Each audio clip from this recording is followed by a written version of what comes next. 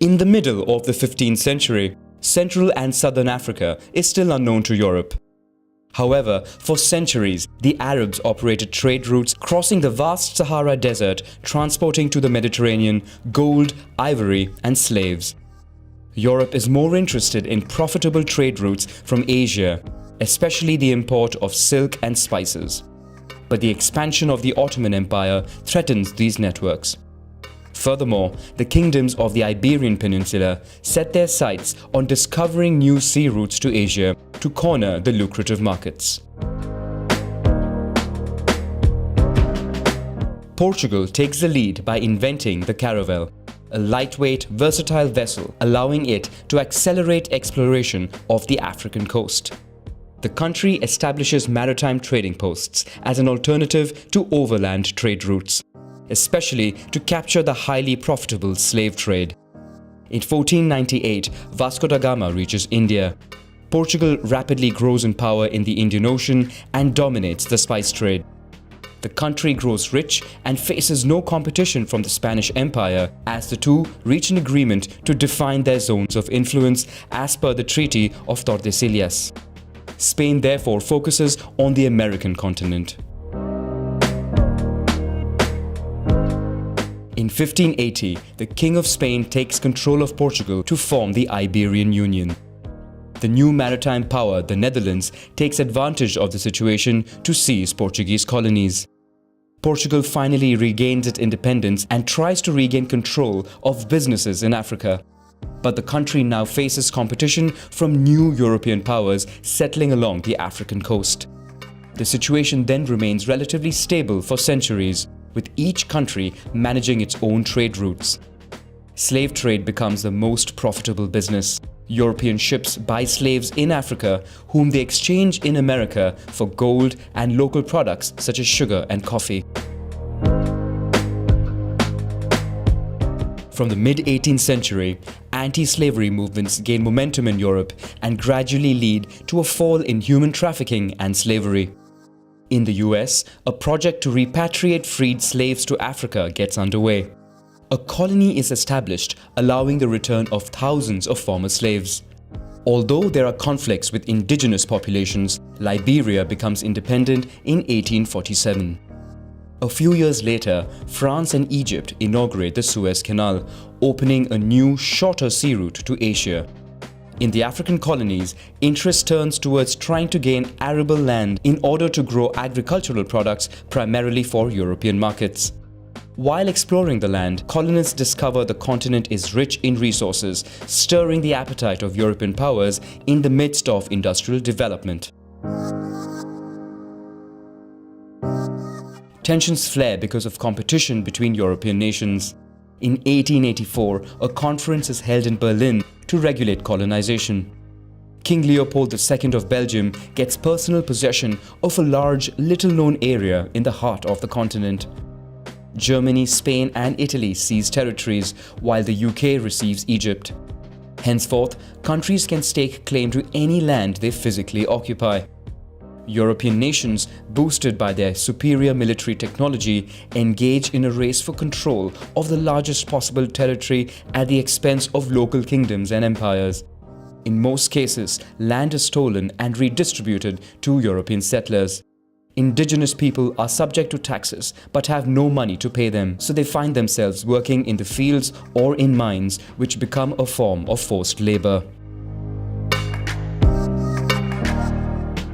Italy, which controls Eritrea and Somalia, fails to conquer the Empire of Abyssinia, which gains international recognition as a sovereign nation. After the discovery of diamonds and gold in the south of the continent, the British Empire expands to take over the states of Transvaal and Orange, both of which were founded by the Boers, mainly descendants of Dutch settlers who fled following the arrival of the British. In 1908, King Leopold II cedes Congo to Belgium. 2 years later, after long negotiations, southern British colonies of the continent gain independence, forming the Union of South Africa. The new country remains linked to the British Empire by becoming a dominion, ceding certain powers to the British Crown.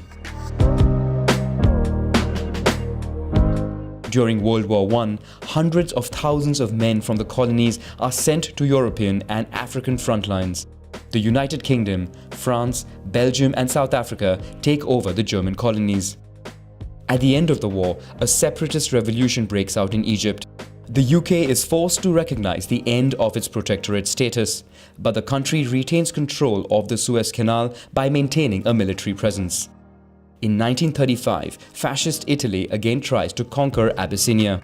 This time, the Italian army is successful in gradually seizing territories, but Abyssinia would never sign an armistice. World War II breaks out in Europe, and again, hundreds of thousands of Africans are involved in fighting on different fronts. Italy, allied with Nazi Germany, loses its colonies on the continent. At the end of World War II, Abyssinia becomes Ethiopia and regains its sovereignty. Talks are held at the United Nations to discuss the future of other Italian colonies. With European nations weakened by war, the United States leans in. Fearing the rise of the Soviet Union and communism in the world, the country supports the independence of colonies and their admission to the United Nations.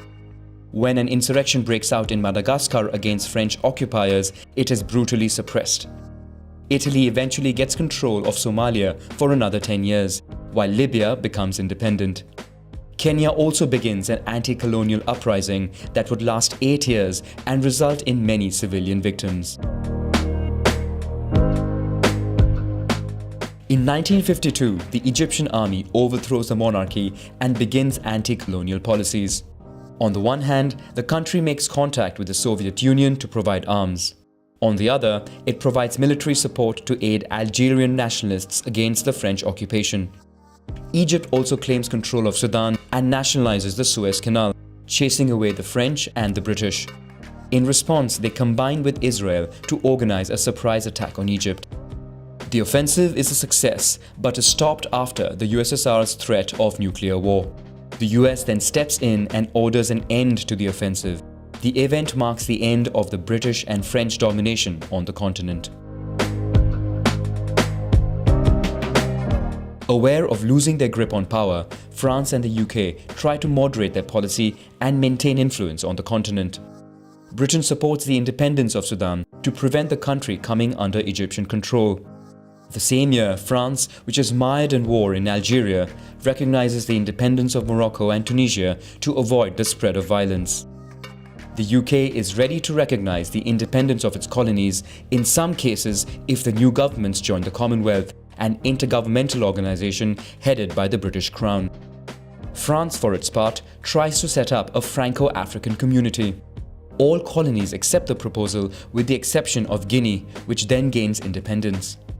In 1960, a new wave of colonies gaining independence ends this project. France withdraws but maintains economic control over the region with the CFA franc currencies. The same year, the Belgian Congo also gets independence and becomes the Congo Leopoldville. France tries to maintain control over Algeria at all costs. But violent repression and massacres of local populations make them lose support of the French people and the international community. Despite violence committed by some of its own forces, Algerian separatists take the advantage by playing the diplomatic card and gaining debates in the UN. France, defensive at first, tries the empty chair policy and in 1962 finds itself forced to recognize the independence of Algeria. South of the continent, while the British lose their last colonies, Portugal also finds itself in trouble.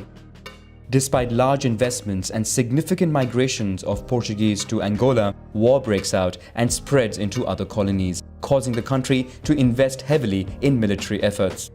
Finally, a revolution in Portugal overthrows the regime. The new government recognizes the independence of the colonies and organizes emergency repatriation of its settlers.